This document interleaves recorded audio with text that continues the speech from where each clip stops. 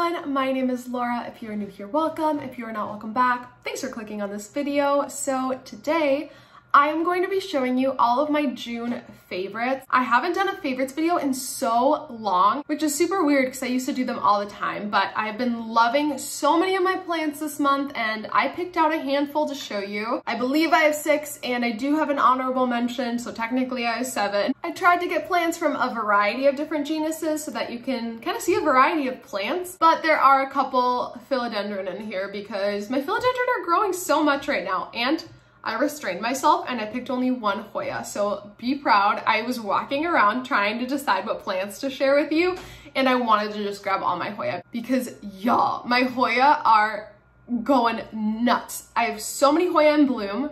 I will be showing you one in just a bit. I have so many that have brand new peduncles that have never bloomed for me before. They're growing just like madness. If you want like a Hoya updates video, let me know down below and I will do one for you. But I've been doing a lot of Hoya videos recently, so I was like, okay, all the people who don't like Hoya probably don't want to see all these Hoya, and so we're gonna do something a little different. We're just gonna do a June favorites. So I'll show you each of the plants and then give you a little spiel on why it's on my favorite list for this month. We'll start off with a philodendron. This is my Philodendron Silver Stripe. This baby grew from a 1-node, 1-leaf cutting that I got from a planty pal locally, and it has just turned into the most beautiful plant. It grew really quickly at first, but then it kind of stopped growing, but now it's picking up the pace again, so that's why it's on this list, because it's beautiful and it's starting to give me a lot of new growth. I just want you to see all of these leaves. Like, this foliage is stunning.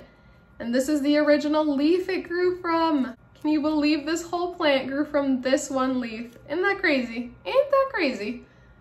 But yeah, this is the newest leaf. It's so beautiful. I'm getting so many just like creamy, beautiful leaves. I am just stunned by this plant. Absolutely stunned by it. So that's why I have this plant on my list this month. It's growing and it's beautiful. Next up, I have my Syngonium Wendlandii, and if you've been following this plant's journey, then you know where this plant came from. This plant came from 2 leafless nodes. Can you believe that? I mean, come on, look how beautiful it is. It's like, the foliage is so dark. Look at that. And it contrasts so much with the white, like, splashing in the middle, and the leaves are so satiny. I don't know if this camera's even doing this plant justice right now.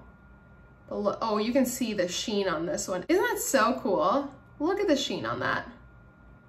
It has grown so fast for me. Like, once it rooted and started throwing out growth, it has not stopped. And it's been such an easy plant to grow. I honestly don't do a ton for it. I have it in moss because it was rooting, so it's just hanging out in moss. And it has just given me some beautiful, beautiful growth. That is why my Syngonium Wendlandii is on the list for my June favorites. Up next, I have a bit of a curveball for you. I don't think I talk about these plants very much on this channel, but I love my Pinguicula. So this is a Pinguicula. I don't actually know the exact variety that it is. I have a handful of Pinguicula. I think I'm growing 4 varieties currently. I could be wrong about that. I'm pretty sure it's 4 though.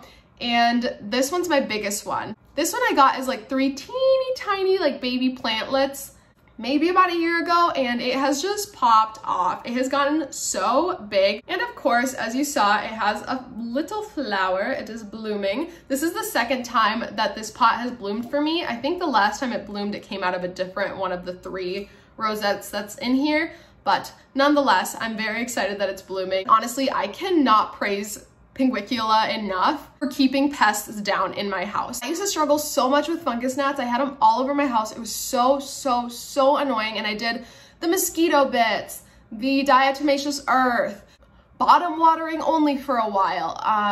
What else? I just feel like I tried everything and nothing worked like Pinguicula. These plants are carnivorous, if you don't know, and their leaves are kind of like gooey or sticky, which attracts insects like fungus gnats, and they'll fly onto the leaves and then get stuck and get eaten by the plant. So I can show you. I think I hope you can see it. There's a fungus gnat right there. That little spot, that little black speck right there is a little fungus gnat that this plant has made its dinner. Oh, there's another one up here. Look at that. So that is 2 less fungus gnats that are flying around my house, and I'm not kidding. This solved the fungus gnat issue in my house, and honestly, I haven't had a lot of pests since I introduced Pinguicula to my collection, so you tell me if they're the reason why. I do have a pot of Pinguicula in like every main section of my house where I have plants. So I have one in my cabinet, I have one on my porch, and I have one in my kitchen. They just really keep the pests down, especially the fungus gnats. So I would recommend Pinguicula to anyone who is struggling with fungus gnats because, like I said, they're just fantastic. They're so fantastic. They're also super, super easy to grow. They only take distilled water, which is like the one fussy thing that they have going for them, but you can't fertilize them, so you don't have to worry about fertilizing them. They fertilize themselves with the little bugs that they eat, and they just want like medium to bright light, and they're happy. They're happy. They don't need extra humidity. They don't need anything fancy schmancy other than their distilled water. But I just keep like a jug of distilled water that I use to water all my carnivorous plants, and honestly, it's been so easy, and it's so worth having to get a jug of distilled water like maybe every 3 months for these plants to keep the fungus gnats down. Like they've been fantastic. And I know I've talked about this plant for like a long time now, so I'm gonna move on, but Pinguicula / butterwort, I'm absolutely loving all of mine, but I just wanted to show you my bigger one today that is also blooming. Okay, next up we're gonna do this big ol' plant. This is a Philodendron Birkin, and I think that the plant community is completely divided on the whole Birkin situation. So if you don't know the history of this plant, maybe about 2 or 3 years ago, this plant came out. I believe it's like a variant or variation of the red Congo. Correct me if I'm wrong. I could be super wrong about that, but it's like one of the common philodendrons. This plant was made out of one of those more common philodendron. And when they went on the market, golly goodness, they were so expensive. Hundreds and hundreds of dollars. I think what Monstera albo cost like a 1.5 years ago, and then think more expensive than that. It was bananas how expensive this plant was. I mean, the growers literally called it the Birkin because it's like a Birkin bag. They're expensive and hard to come by. So yeah, this plant really divided everybody because some people really loved them and didn't hate that they were that expensive, and other people felt the complete opposite. One issue that this plant does have is that it does revert. It eventually will revert back to, I believe it's the red Congo, or it will turn all white and die on you. So I can see why people don't like it. I really can. And I was even torn about the Birkin for a long time. Obviously now they're super accessible, super easy to get, and they're not very expensive. It's hard to come by a Birkin that has a lot of white and stripes and all of that, and I really think that this one does. So this is why this one's on my favorites list. I have this plant kind of in a corner of my house, very much neglected and abandoned to fend for itself. And recently, every time I walk by it, I just like stop and look at it, which is not something I usually do. And I'm just so blown away by how much it's grown and how it's still giving me these beautiful, beautiful leaves. Like, look at that foliage. I am just, look at this. This is a new leaf. It gave me a pretty white leaf, so I'm starting to think here that we're maybe moving into reversion territory, or all white territory, I guess, but I don't care. There's 3 plants in here, so if one of them goes all white, that's okay. But yeah, these leaves are just so stunning.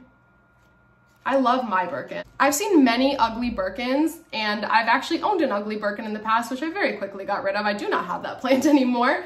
But this one, I think, really is just like true to what the Birkin is supposed to look like, with all of its striping, with a lot of that like white coloration coming through. I just really think that this one is so beautiful. So that's why I had to include it in my favorites for this month. And let me know what your thoughts are on the Philodendron Birkin, because like I said, the plant community is completely split on it. You either love it or you hate it. And I'd love to know what your opinions are on it, but I love this Philodendron Birkin. I don't love all of them, but I love this one.